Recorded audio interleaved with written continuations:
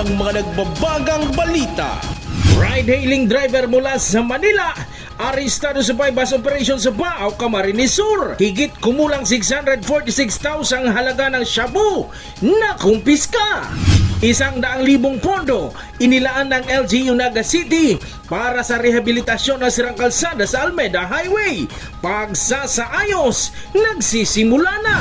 Screening at registration para sa Batch 48 ng Kamsur Animation Free Training Program bukas para sa mga interesadong aplikante. Biti chicharon ng Kalabanga kabilang sa mga natatanging lokal na produkto ng Camarines Sur.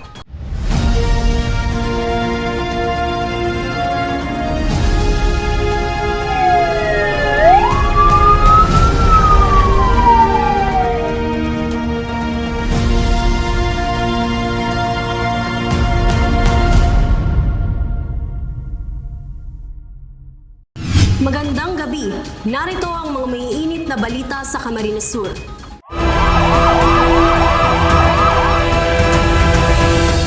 Isang ride-hailing driver na itinuturing na high-value individual o HVI ang arestado sa isang buy-bust operation ng mga otoridad sa Barangay Santa Teresita, Bao noong Agosto 4.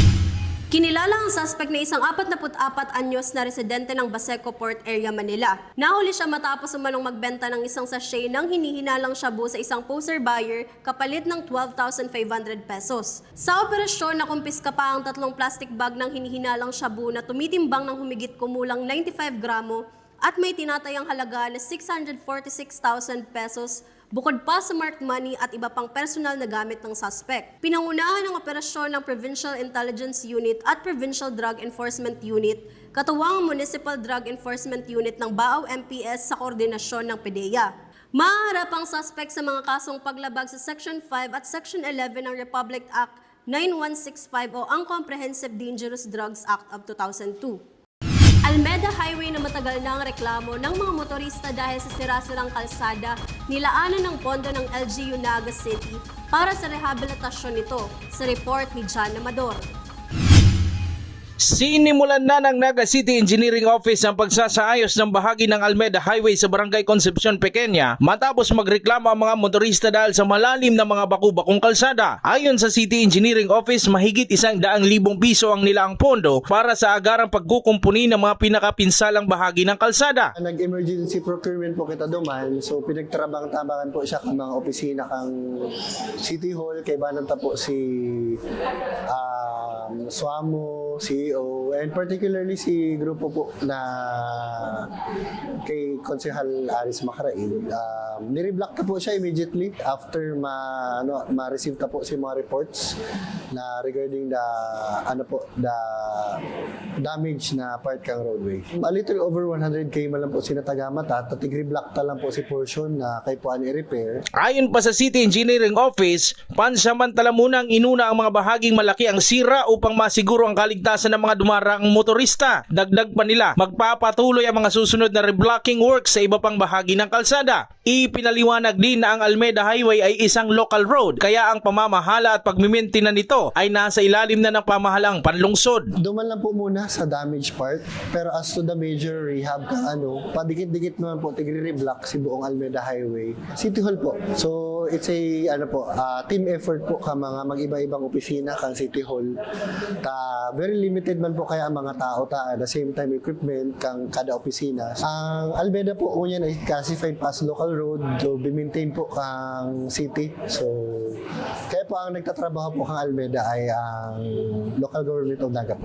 Samantala, tiniyak ng pamahalang panlungsod na magpapatuloy ang mga kinakailangang pagkukumpuni sa mga kalsadang nangangailangan ng agarang pag-aayos upang mapanatiling ligtas sa mga motorista at iba pang gumagamit ng mga lansangan. John Amador, CSN. Kaugnay ng pagdiriwang ng Town Fiesta sa bayan ng Ocampo, Camarines Sur, inilapit sa mga residente ang iba't ibang libreng serbisyong pangkalusugan sa pamamagitan ng isang medical mission.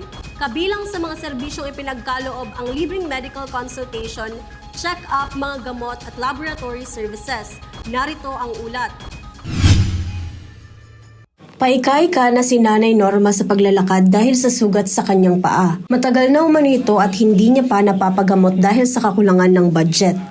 nagpa-check up ako pa may sakit ako ito na kinamot ko na na-infection. Para naman kay Nanay Marieta na matagal nang dinaramdam ang kanyang high blood pressure, kinakailangan umano niya ng buwanang maintenance na gamot rito. Dahil po may nararamdaman po akong kaya minabuti kong pumunta dito kasi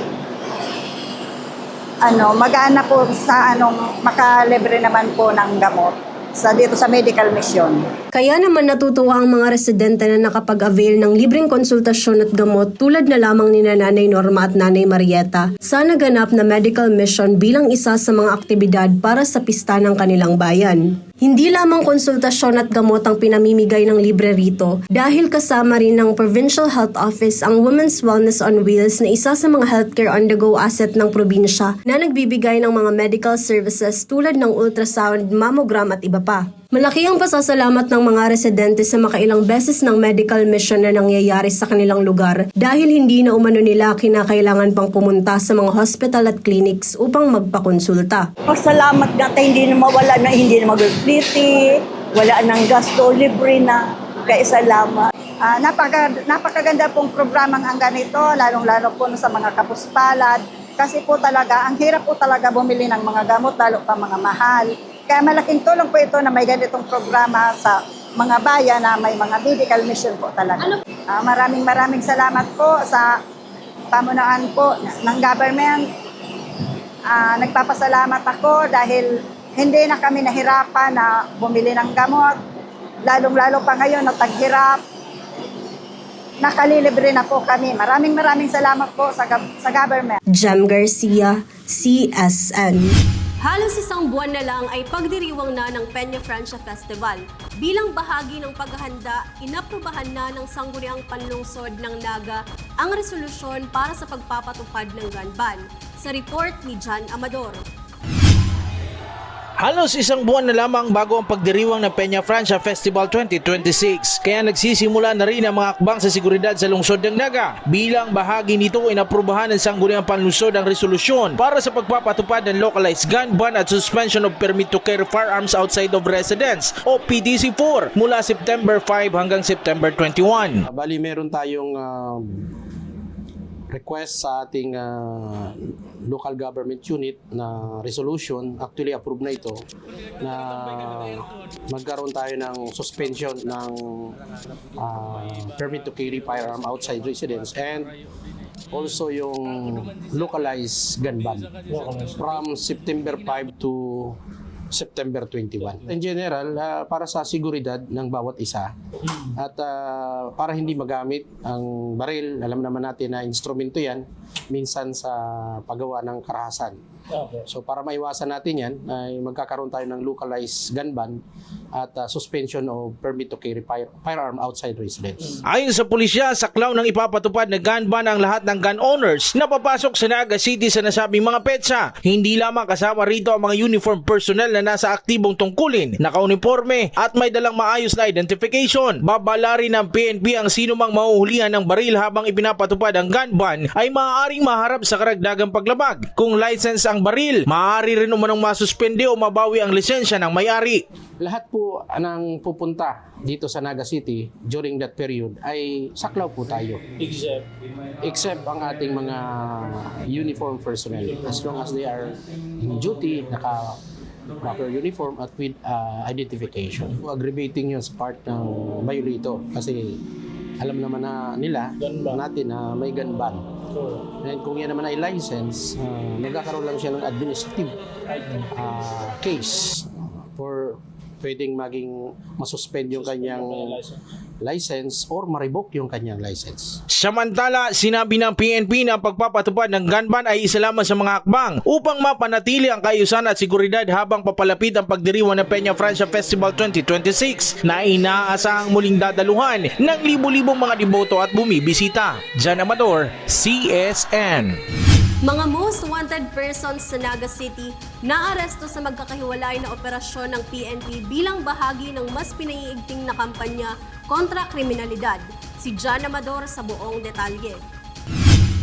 Patuloy ang pagpapaigting ng Managa City Police Office sa kanilang Wanted Persons campaign. Nitong linggo, Agosto 2, 2 most wanted person ang naaresto sa magkaiwalay na operasyon ng Naga City Police Office Station 3 sa May Kawayan, Bulacan at na-turn over kay Police Colonel Director Rizal de Caballero ng Naga City Police Office. So, kang Agosto 2, 2026 po, nagkaigwa kita ning serve kang warrant of arrest sa duwang tao na sarupong taga-Nagaman. So, ini po ang satuyang rank number 3 sa city level and ang isa raw po duman is rank 1 station level. So, puro po yan most wanted person. Ang kaso po ninda is violation of RA 9165.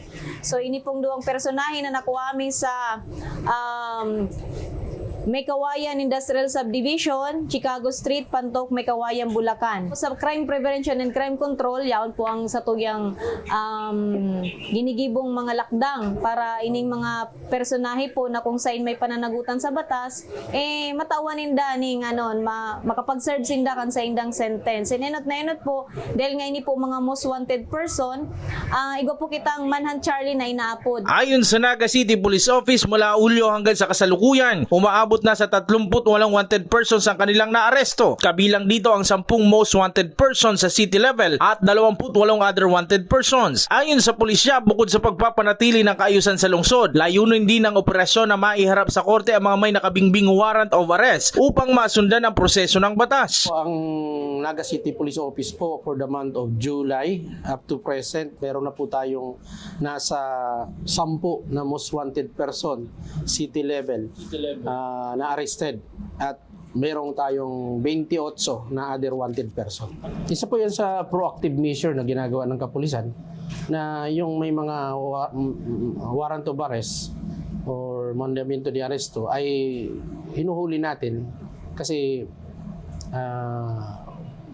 some of them may possible na would be violators. Another thing ay para madepensahan nila yung sarili nila. Kaya pinahuli sila ng korte. Kasi hindi sila nag-a-appear sa korte. At para siguraduhin na mag-appear sila, kaya may warrant of arrest sila.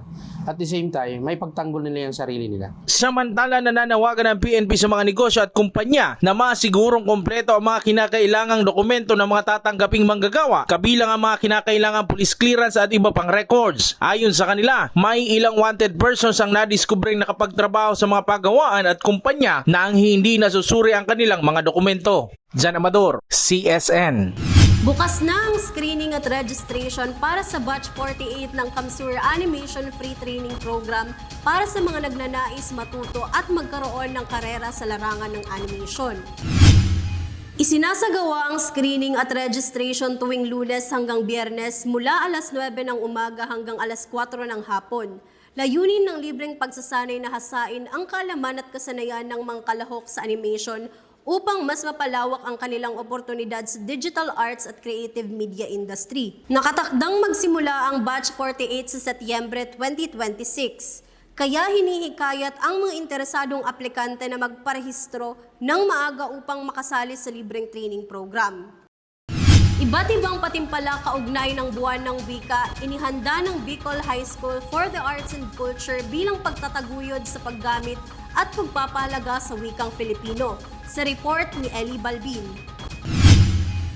Tuwing buwan ng Agosto, binibigyang halaga sa buong bansa ang wikang Pilipino bilang mahalagang bahagi ng pagkakakilanlan, kultura at kasanayan ng mga Pilipino. Kaugnay nito, naghahanda na ang Bicol High School for the Arts and Culture para sa mga aktibidad na layong mahikayat ang mga mag-aaral na mas pahalagahan at gamitin ang sariling wika. Kabilang sa mga nakatakdang gawin ang iba't ibang patimpalak na magbibigay ng pagkakataon sa mga mag-aaral na maipakita ang kanilang talento sa pagsusulat, pagpapahayag at pagpapahalaga sa wikang Pilipino. Isa si Sian Randolph Pabor, isang grade 9 student sa mga mag-aaral na puspusan ang paghahanda para sa patimpalak na salaysay. Para sa kanya, isa itong pagkakataon na upang maipahayag ang kanyang mga kaisipan at mahikayat ang kapwa kabataan na pahalagahan ang sariling wika. Bilang estudyante po, inano ko pong preparasyon po. Masasalihan ko po ngayong taon po is paggawa ng sanaysay po. Kung paano ko po ito gagawin po, tapos ano po yung mga kailangan ko pong ilagay dun sa sanaysay po kasi yun mga po ang sasalihan ko. Tapos kung ano po ang mas kung pag binasa po yung salaysay na gagawin ko, ano po yung tatatak sa mga mababasa ko. Tapos kung paano ko po hikayatin ang kabataan po na pahalagahan ng sariling wika po. Ayon naman kay Teacher Francis Pascua, higit sa mga paligsahan, layunin ng pagdiriwang na maipaunawa sa mga kabataan ang kahalagahan ng wikang Pilipino sa pagpapatibay ng pagkakakilanlan at pagpapanatili ng kulturang Pilipino. Bilang tayo po ay Filipino, mahalaga po na ipinagdiriwang natin taon-taon ang buwan ng wika sapagkat hindi lamang po nito napapanatili ang kaalaman ng bawat isa po sa ating wikang Filipino. Ganun din po, napapaunlad lalo nito ang kultura at pagkakakilanlan natin bilang mga Filipino. Gayon din po, mas lalong napapayaman ang komunikasyon at kaalaman po ng bawat isa, lalong-lalo na po yung mga bagong henerasyon sa kasalukuyan. Inaasahan naman ng pamunuan ng paaralan na sa pamamagitan ng nakahandang gawain, mas may pagpapatuloy ng mga mag-aaral ang paggamit, pagpapahalaga at pagmamalaki sa wikang Pilipino, hindi lamang sa loob ng silid-aralan, kundi pati sa kanilang pang-araw-araw na pamumuhay. Eli Balbin, CSN. Fiesta Job Fair isinagawa sa bayan ng Ocampo, Camarines Sur. Mga fresh graduates at iba pang job seekers nagkaroon ng pagkakataong makapag-apply sa iba't ibang kumpanya. Narito ang report. Kasabay ng pagdaraos ng darating na kapistahan ng bayan ng Ocampo, ay nagkaroon ng malawakang job fair na isinagawa sa Ocampo Sports Cultural Center nitong Miyerkules, August 5. Madami ang pumunta rito upang makahanap at makapag-apply ng trabaho. Makikitang karamihan rito ay mga fresh graduates na nagbabaka sakaling makahanap ng trabaho. Ilan lamang rito ay sina Noemi at Mikey na nakapagtapos pa lamang ng kolehiyo nitong Hunyo. Bagamat hindi masyadong konektado ang posisyon na ina-applyan ay pareho umano nilang gustong magkaroon ng trabaho. Parang fresh graduate, kailangan ng experience, kaya kahit ano na lang po. So, nakakabala, nakaka-excite kasi maghahanap ng trabaho, pero enjoy naman po. Sa course ko po is hindi po talaga align. So, hindi naman po sa sinasabi kong for experience, but yung job po is really important po talaga, especially for us na fresh graduate. Then, kumbaga po, ay yung experience naman po sa job, kaya po, nag-ano po talaga ako dito sa mga job fair po, nag-a-attend po talaga ako. Kasi dati po, nag-working student po ako. Ang programang ito ay isa lamang sa alok ng Public Employment Service Office ng Camarines Sur o CAMSURPESO, kung saan halos nasa 6,000 local job vacancies ang maaaring pasukang trabaho ng mga kagaya ni Noemi at Mikey na fresh graduate. Napakalaking tulong umano nito sa mga fresh graduates dahil hindi na nila kailangan pang dumayo ng karatig bayan tulad ng Pili at Nagas City na magastos umano para sa kanila. Ano po, malaki yung advantage para sa amin kasi less gastos, then makakapagpili kung anong mga trabaho ang pwede mong applyan. So, salamat kasi mas nagiging sa amin, convenience, madali yung paghanap ng trabaho at the same time mag-apply ng mga benefits for applying sa trabaho. Malaking tulong po ito sa amin kasi bukod po sa nagiging yung experience namin para po mag-apply ng work, yung mga experience po dyan, like sa pag-interview po, is magiging po talaga. Maraming salamat po kasi nag-ano sila ng ganitong mga programa and malaking tulong po ito, lalo na po sa mga fresh graduate po. Ang isinagawang job fair sa iba't ibang bayan ng Camarines Sur ay inisyatiba ng pamahalang panlalawigan ng probinsya na naglalayong mabigyan ng trabaho at hanap buhay ang mga Camarinense nang makahanap sila ng kita na magagamit nila pantustos sa kanilang pang-araw-araw. Jam Garcia, CSN. Camsur Pride Triathlete nagdala ng karangalan sa lalawigan matapos masungkit ang third runner-up sa First Legazpi Ibalong Triathlon 2026. Narito ang report.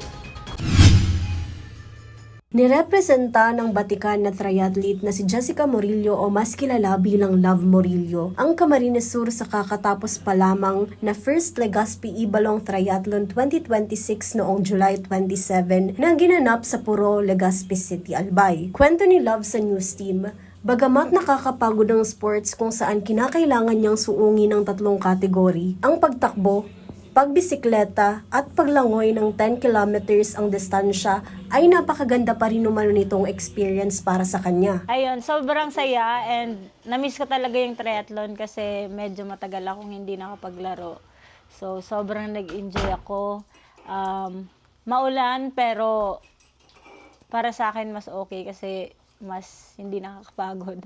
Pero may mga na-aksidente sa bike kasi sobrang dulas nga nung ruta. Kaya ayun, all in all, sobrang saya talaga and na-miss ko yung triathlon.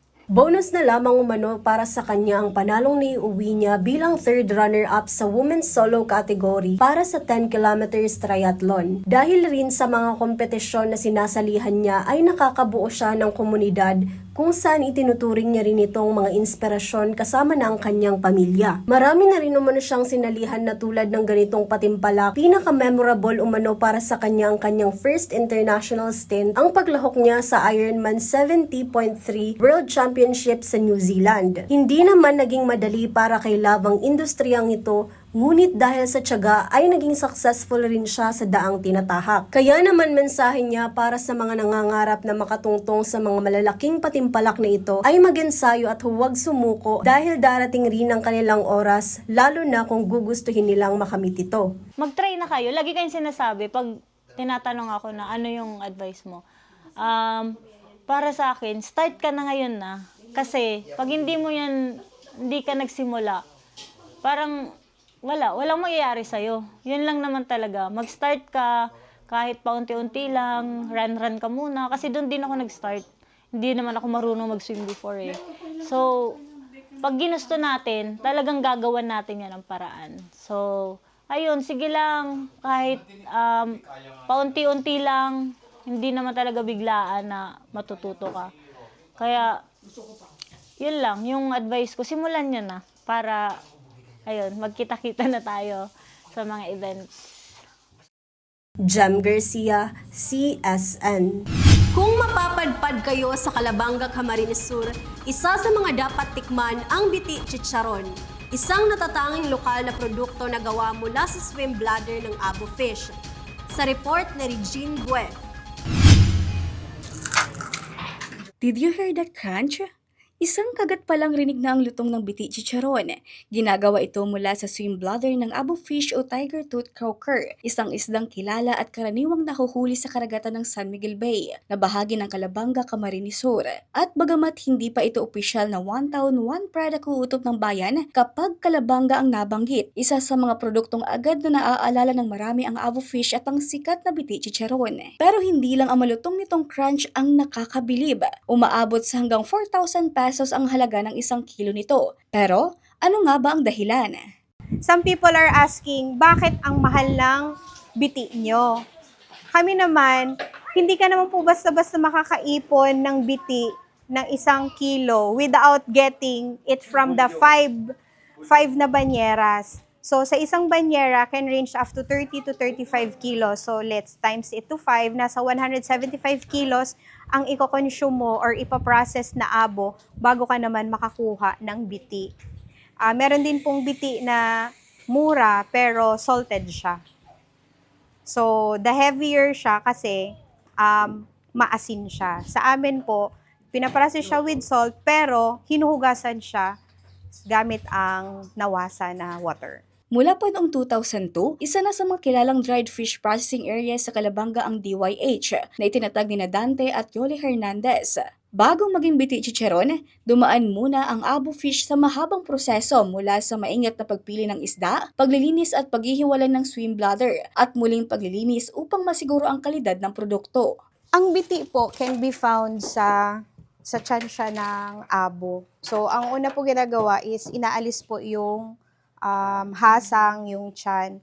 And then, hindi na siya kinakaliskisan kasi since manipis naman yung kaliskis ng abo, it can be eaten naman. Kasi once na i-fry, hindi naman na siya matigas.